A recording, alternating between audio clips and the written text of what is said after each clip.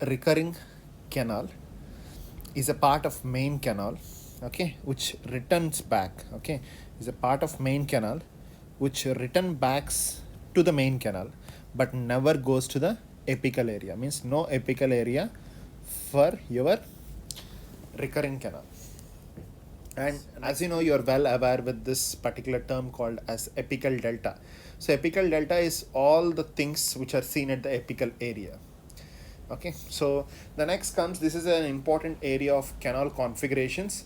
Okay, so these types are very important in examination point of view, and you can see lots of questions which move around this area in 2017 and 2018 NEET as well as AIMS exams in very specific. Okay, so this is the first classification that is which is made by Wiens. So make a note, you see that whether the classification is Wiens or the modifications of vertices. So make a note, according to the scientist name you have to go for the answer. So the types are divided into type 1, type 2, type 3 and type 4. Type 1, you can make it as 1 and 1. It starts 1, it ends at 1. So you can make your type 1 as 1 and 1. Type 2, which starts at as 2 and which ends as 1. So you can make it as 2, 1. Type 3, which starts at 2 and which ends at 2. So you can make it as 2, 2. And type 4, okay, which starts which starts at 1 and which ends at 2. So you can make it as 1, 2. So what is the configuration? It is type 1 is 1, 1. Type 2 is 2, 1. Means both type 1 and type 2 they end with 1. Type 3 is 2, 2. Type 4 is 1, 2. So both 3 and 4 ends with 2. So they can ask you which of the following type ends with 2 canals. Okay, 2 configuration, that is 3 and 4 which ends with 2, 2. Type 1 and 2 they ends with 1, 1. Okay, so I hope you are very clear with Wiens classification. Once this diagram was directly given and they were asking the type, so they can ask a diagram based question on the canal configuration also. The next comes is the modification by vertices. Now until now we have learned Wiens. Now it's a modification of vertices. So vertices classification or types are 8 types, where your type 1 is your 1, 1, 1. Type 2 is 2, 1. Type 3 is 1, 2, 1. Type 4 is 2, 2. Your type 5 is 1, 2. Type 6 is 2, 1, 2. Type 7 is 1, 2, 1, 2. And type 8 is 3, 3. Okay, so please do practice this. Once you practice this, okay, it's going to be very simple. So the next comes is a part of accessory canal. So we learned so much related to the accessory canals. So but this particular thing is very important. Make a note, your accessory canals are most common in in your apical 1/3 when compared to all the 3 parts. They're most common in apical 1/3, and according to the textbook of Wiens, so more than 75% of your accessory canals will be seen in the apical 1/3. So the most commonly asked question for you, accessory canals are most common in the apical 1/3. So make a note this particular values and important points. 98% of apical ramifications and 93% of lateral ramifications are seen in the apical 1/3 of the root, this apical 1/3 part of the root. And that is the reason why you regularly go for 3 millimeters removal of the root. So whenever your root canal system is being failed, you go for apexectomy, right? A procedure where you're going to remove this 3 millimeters, because while removing this 3 millimeters you can remove 98% of the apical 98 or 97% of apical ramifications and 93% of lateral ramifications, which is going to create a good impact or decrease the chances of reinfection. So the next question is how these accessory canals can be formed. So accessory canals are nothing but they are the entrapment of the PDL in the root sheet epithelium during calcification, and the size of these accessory canals is 6 to 60 μm.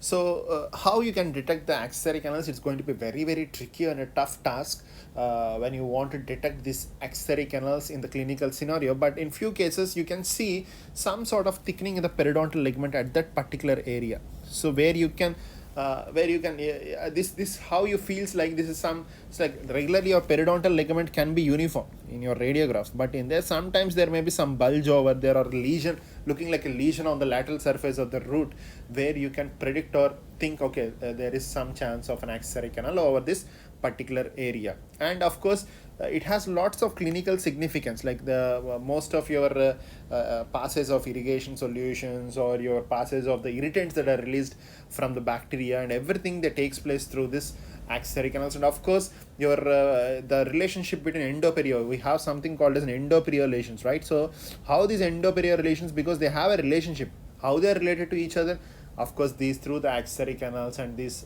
extra canals where they are related to each other. So they have lots of importance when you're talking about endoperio lesion. So next one is a furcation canal which is seen at the furcation. So it's called as a furcation canal, and these are most commonly seen when your root has your bifurcations, trifurcations, or your multi-rooted teeth. Regularly you can see these furcation canals. They can ask you a diagram based question. The next comes is isthmus. We have learned some sort of isthmus, okay, in operative, and now we are learning a different isthmus in the root canal system. So isthmus is something like, a definition is very very important for your final year. I hope you remember. So the shape is very important, as very very important as an MCQ. It's a ribbon shaped intercanal communication, or a corridor between two root canals. Okay, these root canals, and this corridor is going to be filled with the dental pulp and dental related tissues.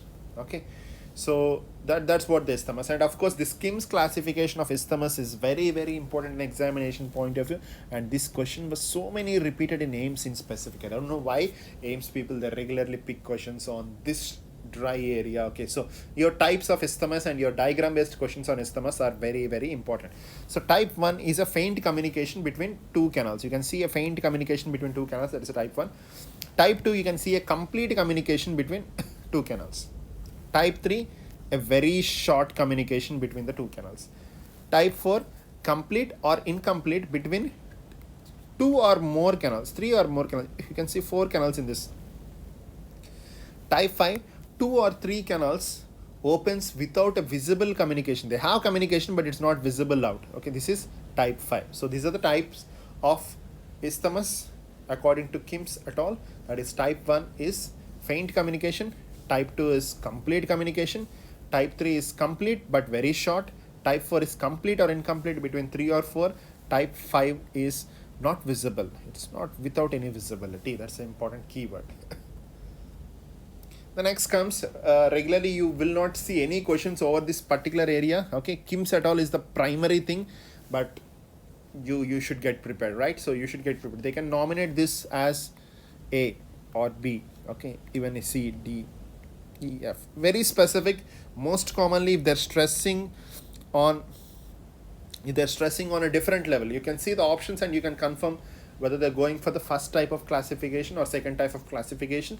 I'm not very sure, okay, about the second type, questions on the second type, but most of your questions will move around the first type. But make a note, I don't want any one of you to miss this also, because question can come from any corner of the subject to make the paper tricky, or to make 1 or 2 questions tricky, and these 1 or 2 questions from each subject are going to decide your great ranks, great achievements, right? So I don't want to miss this. So this is a one classification. Please do add this according to your academic aspect. Okay, make a note, they're asking which scientist name. Okay, so make a note according to that goal. This is a secondarily preferred classification. When I'm talking about the first one, okay, the first one, this is a primary. Most of your questions will move around this. 100% you have to remember this, and this please do make a note in your notes, which may be useful. The next comes is the canal curvatures. So how, in most of the situations, your root canal system can be straight throughout the length, okay, but in sometimes it can have a gradual curvation, it can have a sharp curvation. It has different curvatures, like you can see your S-shaped also, double curvature can be seen, like it looks like an S-shape, means one curvature in this direction, one curvature in opposite direction. Even you can nowadays you can look the dilaceration teeth, and you have certain curvatures which are of clinically more important. And when you're talking about this particular type of incisors, you can see this central incisor, most commonly seen in the central incisors. Okay, shovel-shaped incisors, which are most commonly seen in the Asian people. Once it was given as a diagram-based question. In AIIMS examination. So please do make a note. And of course, I already told you that your palatal abscess are most common in your lateral incisors, maxillary lateral incisors. You can see palatal abscess are most common. That is due to the palatogingival groove. You can see here a notch. Okay, here a notch. You can see here a notch that is being extended, right? So here you can see this, right? So this palatogingival groove is an extension from the on the palatal aspect at the gingival level, which goes through the on the root surface, right? So on the root surface, and that is the reason why it provides an access for the bacteria and leads to palatogingival groove related to the palatal abscess. You can see the palatal abscess, right? So you can treat this. This is a particular case which is taken from a particular reference. You can see a drop in the size of once you're done with the root canal treatment and everything, you can see a drop in the size in the so of course the mode of treatment is first of all you have to seal the groove. The groove has to be sealed because groove is the main source of passes of the bacteria, right? So groove has to be sealed. The second thing, the root canal treatment has to be done. So if you do both, the symptoms will drop down after a few days. So there is one more classification. Again, this is a question that is given in AIIMS. As already said, AIIMS people are main concerned about these dry areas. So this classification was given as a question in AIIMS. Okay, this dense invaginators or dense indent, or you can call it as a palatogingival groove. So this is a classification of 3 types, right? So the 3 types classification. This invaginators conform to the crown itself, then it has type 1. You can see it is in the crown, and if it is passing through the CEG, means CEG will be at this level, it's going below the CEG but not involving the periapical tissue, that is a type 2. And the third one is extending the CEG, resulting in some periapical damage or extending into the secondary periapical foramen, that is the level 3. Okay, that's a type 3. And of course these anomalies are again the most commonly asked question. So the additional canal or the additional root, one or more root, the extra roots are considered as radix. Okay, that can be an entomolaris type or that can be a paramolaris type. So this is the most commonly asked. What is entomolaris? Entomolaris is additional root, that is the distobuccal, on the distobuccal side of the distobuccal root, whereas paramolaris is the distobuccal.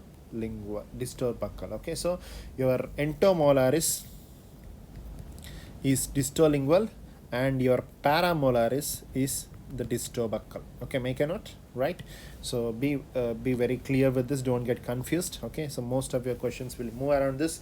They can give a radiographic based where you can see the fifth the extra root. Okay, the extra root where you can see a questions over that. So we are coming at the end phase of this particular anomalous. Okay, of course you are well versed with the she-shaped canals. Okay, the scientist name easily remember, you can see. Okay, so basically the she-shaped canals are due to the fusion between the mesial and the distal roots, either in the buccal or the lingual root. So this is just a fusion between the roots which gives a common anatomy which covers like a regularly you will have something like this. So when these are fusing, what happens? When these are fused to give a she-shaped configuration. It's most commonly seen in the case of your lower secondary molar star MCQ, which is given in so many examinations, even the recent AIIMS, NEET, everywhere this is a common repeated. And of course these she-shaped canals are most common in the Chinese population. Make a note. So they can give you a question. A Chinese patient approached the clinical scenario, a patient which has a clinical or a ethical origin or genetic origin from China. You can just like you can see an abnormal root canal anatomy in the mandibular second molar.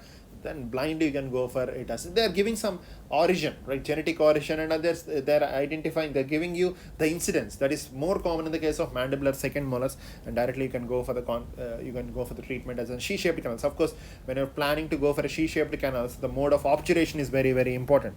Your obturation technique is very important. So your obturation technique, you have to go for thermoplastic Ghatapacha technique because you need a 3-dimensional filling. You cannot go for a regular lateral condensation technique. Okay, right? So C-shaped canals can be found in the contralateral teeth in the same arch in around 70% of the cases. Okay, that's an important thing that you have to. Again, this classification important. The questions previously, so many questions were asked, even in the recent NEET, that is in 2019. in NEET and 2018 in AIMS, 2019 and 2018, 2017 in PGI. Okay, so many times the same question was being repeated. So this is called as Melton et al. Classification. The scientist name was also asked in the AIMS SRship papers. Okay, that's very, very important. You have to make a note. So, what is the category 1? Category 1 is a continuous shear-shaped canal. You can see a continuous shear-shaped canal. Okay, from the pulp chamber to the apex as you go in the CBCT cross sections. Whereas category 2 says that it's a semicolon. This is the word which is very peculiarly asked. It's a semicolon. Okay, you can see a semicolon, right? And category 3 is shear-shaped orifice with 2 or more distant separate canals. You can see separate canals. Okay, so the diagram was given in once in AIMS, and they were asking which type of Menton's classification of C-shaped this is. The answer is type 2 or C2. Very, very important. Just do make a note of it. Okay, this is a question that is given in recent 2020 NEET examination. What is mouse hole effect? Okay, this is called as mouse hole effect.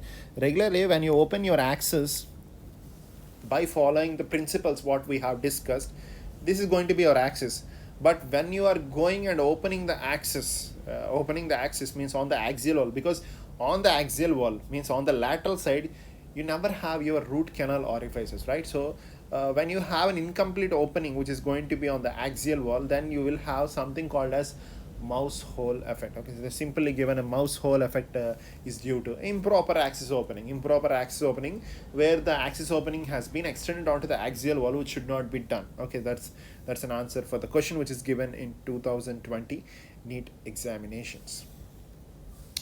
So I hope we are done well covering the major aspects which most of your questions will move around in the latest examinations. Okay, so all these classifications, types, memory based aspects are very, very, very, very important, either in the conceptual wise or in the form of a diagram based question or in the form of a simple direct memory based question. I hope every one of you make sure that you prepare a proper notes for this. Okay, so I always says that whenever you're talking about a memory based aspect, your notes should be very, very clear so that you can do n number of revisions. I was talking with the present batch. Okay, revisions are more important.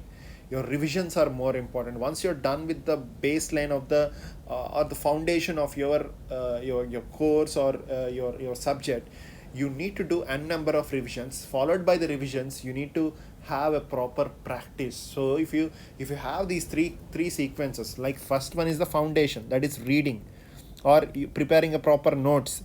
The second one is you have to revise that. Revisions has to be, n number of revisions has to be done.